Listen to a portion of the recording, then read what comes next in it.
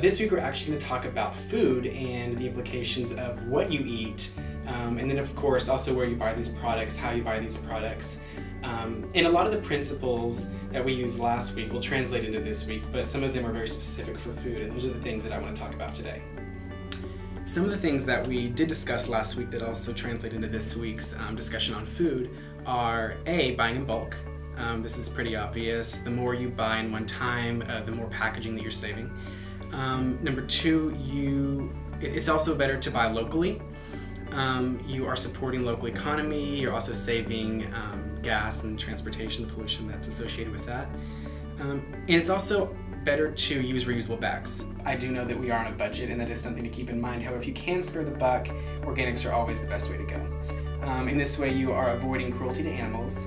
You're also avoiding eating possibly toxic pesticides and fertilizers. And you are also helping to maintain soil fertility. In addition to focusing on how you buy, it's also important to note how you eat. It's always better to eat with others, eat with friends, eat with families. It goes back to our idea of buying in bulk. A lot of times you can save packaging if you cook food in a much larger quantities for other people. In addition, it's also just best for your emotional well-being, your spiritual well-being. You're fostering a positive sense of community with others. So take time out of your busy schedule, sit down with a group of individuals, and cook a good meal. And always keep in mind, avoid using disposable dishes. If you and your friends are tired of cooking at home and you'd like to go out and eat at a restaurant, it's always better to eat from locally owned restaurants. In that way, you are contributing to the local economy, much like buying produce from a farmer's market does. Something very important to keep in mind is that it's just better to eat less meat.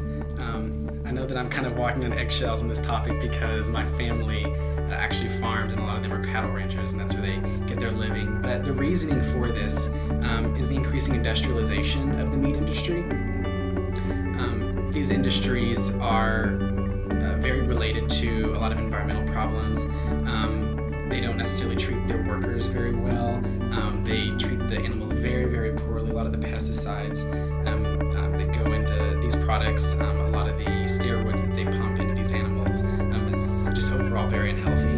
The tips that we've talked about over the past couple of minutes will help you make more environmentally and socially responsible decisions. Decisions intentionally rooted in justice.